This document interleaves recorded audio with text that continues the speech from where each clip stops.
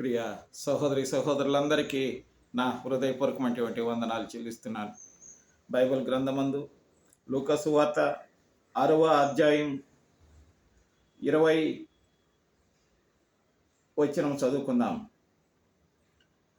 అంతటా ఆయన తన శిష్యుల తట్టు చూసి ఇట్లనెను, బీదలైన మీరు ధన్యులు, దేవుని రాజ్యము మీది. ఇప్పుడు ఆకలి గొనుచున్న మీరు ధన్యులు, మీరు తృప్తిపరచబడుదురు.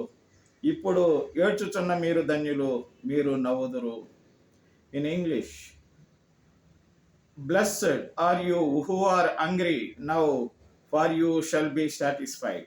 Blessed are you who weep now, for you shall laugh అని వ్రాయబడి ఉంది. ప్రియమైనటువంటి సహోదరి సహోదరుల, ఈ భూమి మీద ఆకలి దప్పులతో మనం బాధపడుతుంటే దేవుడు మనం చూసి ఊరుకుండే దేవుడేనా? తల్లిదండ్రులు ఊరుకోలేరు. అలా నచ్చినప్పుడు మనల్ని పుట్టించేటువంటి తండ్రి, పరమ తండ్రి ఎలా ఊరుకోగలడు?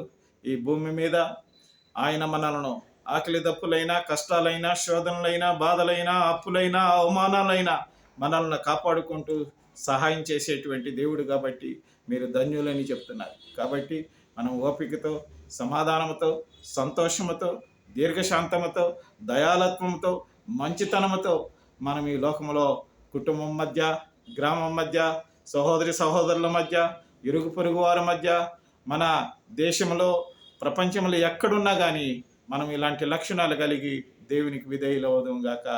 దేవుడు మనల్ని దీవించను గాక. పరలోకమందున్న మా తండ్రి, అవును స్వామి.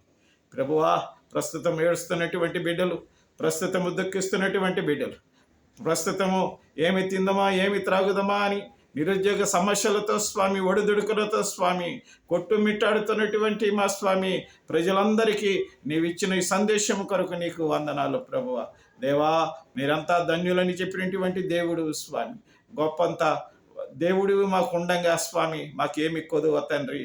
నువ్వు మాకు అన్ని ఆశీర్వాదాలతో ఈ భూమి మీద పెట్టినందుకు నీకు వందనాలు చెల్లిస్తూ యేసుక్రీస్తు నామం పేట ప్రార్థించి వేడుకుంటున్నాము తండ్రి.